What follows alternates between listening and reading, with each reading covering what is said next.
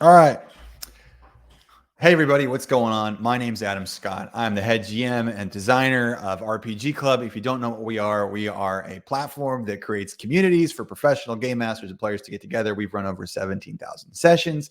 We've been doing it for the last 5 years. And this all started in a bar when I was trying to make a little money, but more importantly, trying to solve problems for people because no one ever showed up to D&D night. And I was like, we got to fix this. And then what started in a bar has turned into something now where it's my full-time job and I have so much work that it's amazing, and we're trying to solve this together. I get this question all the time, and instead of answering these questions individually now, I'm just going to make a video about it. And that's what this video is about. This video is about the question of how do I succeed as a professional game master? Like, how do I actually make money? We've had internal documents on RPG Club for a long time. I know there are all sorts of opportunities for people out there to do this.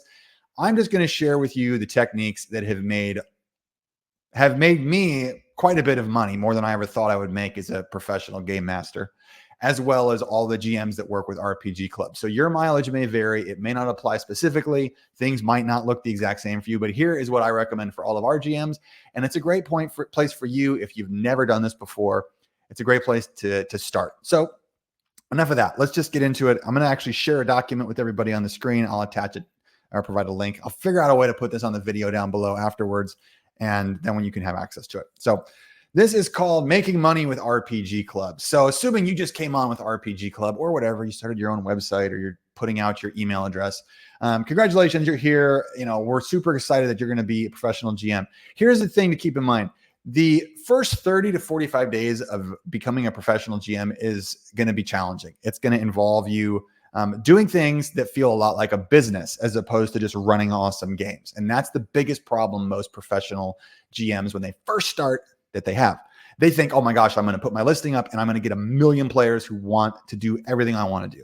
And we're going to run these awesome games and I'm going to make a ton of money. And I say this next part with as much compassion as I possibly can. No one knows or cares who you are when you first start, because there's lots of people who want to run games and they need to know and figure out who you are. So the biggest hurdle you're going to face in the first 30 to 45 days is getting players to know you and getting to know players, because this is a game about relationships. This is a profession about relationships. They don't want to just, players who look to play in professional role-playing games are not looking for someone who is going to run an MMORPG style game, which is just super chaotic and they can just get a bunch of loot. They're looking usually for a quality storytelling experience that has immersion and, most importantly, positive relationships. That's what we focused on over our 17,000 sessions, is building those positive relationships and communities. So your first 30 to 45 days are going to feel like doing a lot, but actually not getting much out of it. That's called business building. If you can't get over that hump, you won't be successful. So I guess that's a double negative. So when you get over that hump, you will be more successful. We've seen that with all of our GMs in RPG Club. Here are the basics, the main idea. So you want to run games, you want to do that for money. So you need a place to put out your shingle, to hang out the notice of, hey, I want to run games. There are platforms out there. RPG Club is one of those platforms that allows you to put game listings out. You can also create a meetup group. That's what we did when we first started. You can put listings on Facebook. Sometimes you can just list something you can create your own website, put a link on Instagram, whatever. So you have to tell people that what you're doing so they come to you. And these are the kinds of things that you can do with a network like RPG Club, or on your own if you want to put the legwork into it. So RPG Club provides the infrastructure and support, but you're going to have to put your listings up in some way so that you can start building relationships with people when they're interested in those listings. So this is an eyeballs game. You need people to see what you're doing. Just so, let's say you want to run a campaign, you want to run Descent into Avernus. You're really excited about it. You're going to put up a website, and you're going to put a post on the website that says, I can't wait to run this game. I'm so excited. Nobody will see it.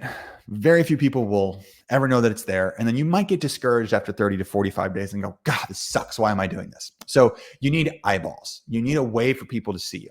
What I did personally is I built up my social media and my networking before I even started offering games as a professional GM. I had thousands of followers on Instagram. I was constantly connecting with people in the gaming community, and I was building up my proof of work that I knew what I was talking about, so people had a good sense of who I was. Then when I started my Meetup network initially to start running games to get paid, I would put up a listing on Meetup and I would say, hey, you have to pay $5 to $10 when I got started. and they would pay when they signed up for the game through PayPal, and then it would go deposited into my account, and I would show up and run the game. We've since moved a lot farther forward since then, but that's what you need to have that infrastructure set up. You need to have a way to process a payment, and you need to have a way to tell people about what you're doing, and then you need a way for people to see what you're doing. So one thing RPG Club has really focused on, and this is a shameless plug for what we do, but I'm proud of it, and it's solved a lot of problems for players and GMs, is we've built a social media network in terms of network of players on our Instagram. We're expanding our YouTube presence, and the whole purpose is to get eyeballs on what we're doing so we can build positive communities and allow professional GMs to do what they do to serve players in an awesome way, and those players who are looking for amazing experiences and positive communities to find one another. That's the whole point. So you've got to get eyeballs on your game. If you don't get eyeballs on your game, no one's going to see it. No one's going to sign up. So consider how you're going to get eyeballs. Social media is a great way to do it. A website like RPG Club, which provides the infrastructure and eyeballs, is going to be a great asset to you. It accelerates the process. It took me 7 years to go from where I started to where I am now. So it depends on how long you want to take along this journey. How you get people to come see you or come play in your games is challenging. So I want to talk about this idea of getting clients via one-shots. And we've worked with over 7,000 people now. And this is how we get people to come to RPG Club. And we use client internally as a way to get people to understand it's not just a person. This is someone who has a professional relationship with you, and you have to treat them as such. So if you put out a campaign, what you're asking someone to do is you say, I'm going to run a campaign. I want you to come every week or every other week or whatever for the next, let me put my screen share down, for the next, say, 50 weeks. And I want you to pay me every week. And maybe it's $20, $30 a week. That is a really tough value proposition. If you go to someone and say, I want you to pay me X dollars a week for this amount of time, 50 weeks. I mean, who's going to do that? Like, they don't know you. You might be crazy. Why on earth would they say, hey, I'm going to pay you all of this, lock myself in, or commit myself mentally to this? Very few people will do that. So run one-shots, run one-time events. People need to understand who you are and get to know you. And that's why you run one-shots. That's what we do with all of our players, all of our games. That is the number one way people meet our GMs and they come to RPG Club, is we put out one-shots to help people try out very common systems that are out there, like Dungeons & Dragons 5th edition, Call of Cthulhu, Alien, The Wondering, like whatever people want to play, we just put out one-shots and we say, come on in, try it out. Some people are like, cool, that was fun. Others are like, cool, I'm not going to play that system, but I'm going to stick around. I'll try a new system. And then a GM might say eventually, hey, I'd love to run a campaign for you. Would you be interested? And then that person will come to the GM and we'll go, all right, we're going to sign up for a campaign. So when you are running your professional GMing business, you have the eyeballs, you have people seeing your events, whether you're on social media, you have your own website, you're on a platform like RPG Club, people see your stuff. The strategy is run one-shots, get to know people, bring those people into your space so you can build community with them. It's not like a sales tactic. It's not like, ooh, I'm going to convince them to buy something. Like if you do a great job as a GM and people meet you and they have a fun time, usually they'll be like, hey, cool. Do you want to do this again? And they'll be like, sure, that's awesome. And then you say, I need to charge you because I'm a professional at this because I have stuff to do and I got to make money. And they're like, that's great. We understand. We're going to pay you to do that so we can reserve your time each week. And it's fantastic. Side note, there is this idea that professional GMing is like this rapacious, kind of like rogue in the street type of approach where the GMs are trying to just take money from players. That actually could not be farther from the truth. Every GM I know, one, is really skilled at something else besides role-playing games and can make a lot of money doing that. And two, they really like being with the people who are in their games. And this is a testament to that. Most of the games, the average game in RPG Club right now, it has been meeting for about 100 weeks consecutively. Maybe different campaigns or adventures, but people have met, they have come together, they have formed friendships. The GM is there to support them on this journey. And now it's this idea that we build these positive communities through a professional gaming relationship because we want good people in the positions of leadership in this community. We want people in the community who are going to take ownership of the positive experience that's there.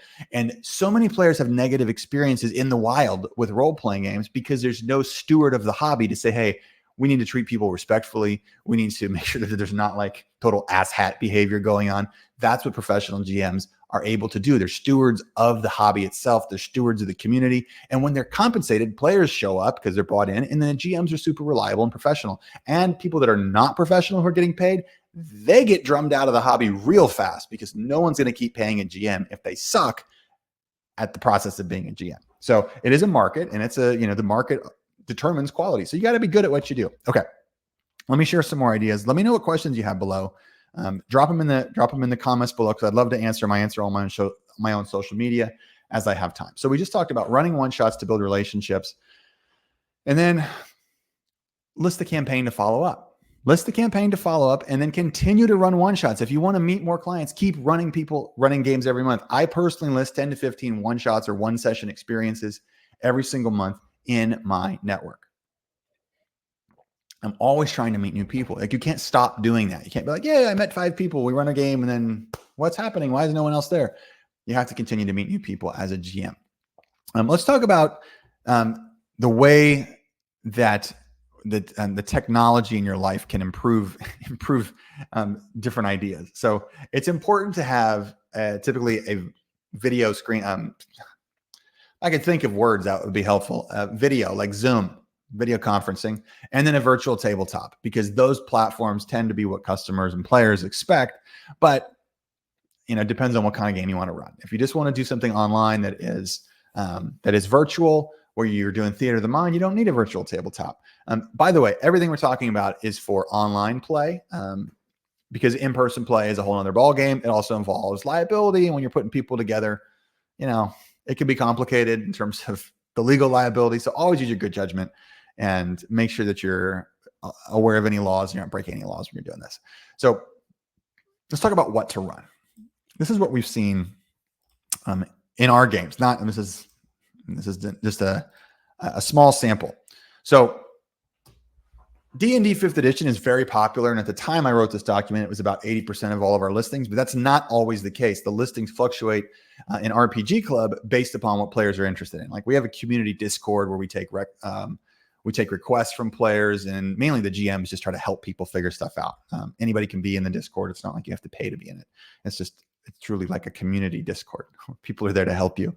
So we saw a lot of D&D 5th edition all the time. There's Star Wars themed 5e, a lot of freely game products like Alien, One Ring, Tales from the Loop. Morkborg has popped up every now and then. Blades in the Dark, Daggerheart. I know DC-20 is a game that people are interested in right now. So a lot of the GMs are very interested in many different types of systems, and they just want to run whatever kind of games players want to run. So in our community Discord, we take requests for games. On our platform, GMs can receive messages directly from players saying, hey, what kind of game do you play? Or, hey, can I play a certain game? But the point about that is it's important as a professional GM to be accessible. So however you create your professional forward-facing, or what's called client-facing appearance, you need to be accessible so that you can serve their needs. It's not about you. It's not about your thing. Like, I really want to run this. Like, I would run Star Wars D6 edition every day, all day, but not everybody wants to play that. So I don't get to run it that often. If I want to get paid for it, then I got to run what people want to play. Like, it's not rocket surgery. It's pretty straightforward. If people have a game they want to play and you want to get paid to do it, you serve their needs and serve their interests and just do a great job and crush it. So this whole process takes about 30 to 45 days of relationship building, putting up one shots, connecting with people, seeing what they're all about. If you're active on social media, we've noticed that helps a lot. It helps people see what you're about. It's not that people are going to see your social media and run to your website and buy a whole bunch of stuff. It's that when someone does encounter you, can say, hey, here's an example of kind of who I am and what I'm about. And then when they go to your social media, they can take a look and go, oh, you're not completely crazy, or, oh, you're crazy, but I like that kind of crazy. And they can connect with you and see what the kind of work you do. They can see how you present yourself. Social media is a great tool to leverage your skill set when you're not actually taking a phone call or a video call with somebody. So it takes about 30 to 45 days to build traction when you're listing your initial one shots or starting this out and getting eyeballs on your event. So don't get discouraged, because it takes a little bit of time. Okay, now you have your first campaign. You got a bunch of people in a one shot, then say, I'd love to run a campaign for you. That part's pretty easy. Like, if you run a fun one shot and you have people that want to follow up with that in a campaign, like, do that. Typically campaigns, depending on what kind of service you provide and how much your time is worth, they can be priced anywhere from like $15 for a 3-hour session all the way up to $45, $50 for a 3-hour session. It really depends on the GM. My own personal rate, because I'm so busy, is actually much higher than that. That's not a humble brag or a flex, because I actually don't run that many more games anymore. It's because I'm spending all of my time doing things like this, as well as providing design insights to how we can build our platform. So it's not so much about like, I need to get paid tons of money to do games. It's like, I don't have time to run games, but I do when I can. So consider the pricing as a reasonable price, but also to value your time. Typically $20 to $30 is a good place to start. My first table started at $5 for a 3-hour session. Quickly, I realized that was too low, and I was just testing out the idea. I ramped it up from 5 to 10, 15, and it was at $20 for a while. So it just kind of depends on how much time you have and how interested your players are in your services. And it's okay to be honest with them. Say, I have limited time. Here's how much I want to charge, and be reasonable. Typically, 5th edition games are going to fetch a little bit higher price because there's more people that want to play 5th edition, but your mileage may vary. It depends on how good of a GM you are at networking and putting eyeballs on your games to be able to get them there. One thing to keep in mind when you're just starting, imagine you're going to a movie. You have a bunch of friends, and you have a blockbuster movie that everyone has heard of with really famous actors in it. Like something with like The Rock or Tom Cruise. Even if you don't like them, like you've heard of them and you're like, I know what I'm going to get. Then you have this really cool indie documentary where it's like, I don't know if it's going to be good. Maybe one or two of you are like, I'm really into indie movies. It's going to be so cool. Most likely, if you decide on which movie to go see, which one would it be? As a group, you're probably going to go see the blockbuster Hollywood movie in general. Of course, you might have some indie focused folks who go indie, but in general, most people would go see the blockbuster. That's how the market for professional GMing works. Most people want to play what they've heard of because they know at least what to expect. So there are certain games that people have heard of a lot more than other games. So the more esoteric, the more niche your system you're trying to run, the less likely new players are to want to play that game. Now, once you have relationships with players, all bets are off, and you can put cool ideas in front of them. And typically players will be like, wow, that sounds great. I'd love to give it a shot. But be conscious of what you're offering. You are running a business to serve client needs, to serve player needs, not to serve your own need to run some dark little, system you've never heard of just because you want to. Like if you want to do it, it might not be serving your players' interest. And then why would you be getting paid if it's all about you? So it's got to be about the player's interests. So I want to know what questions you have. If you have questions, drop them down below. The last step of this is typically after you run a campaign for 2 to 3 months, 4 months. Now you're in what I would consider an actual professional GM. You have rapport with players. You are still running one-shots, hopefully, to connect with new players so you can build that roster of players. And you can take requests from the people that you have in your group. Say, hey, what else do you want to play? What else are you interested in? Because then you can start to flesh out maybe some of those interests or things that can serve them better. And that's really what being a pro GM is all about. It's about serving the interests of your community and the people at your table professionally, not making it all about your crap and what you want to do. So most professional GMs I know are like that. All the professional GMs working with RPG Club are like that. If you're interested in working with us, we take care of all the platforming and tech stuff to make it super easy so you can put this stuff out there. And I'd be happy to help you. Just go ahead, take a look at the link in the profile. It'll take you to our website. It says, want to be a GM? And you click the thing and you can start reaching out to me. Let me know what questions you have. Let me know what comments you have. I really hope that this has been helpful. And I really hope that if you want to be a professional GM, you can actually make it happen because it's a really fun way to serve people and get paid money doing something you enjoy, but more importantly, that makes a big difference in other people's lives. My name is Adam Scott of RPG Club. Hope to see you again.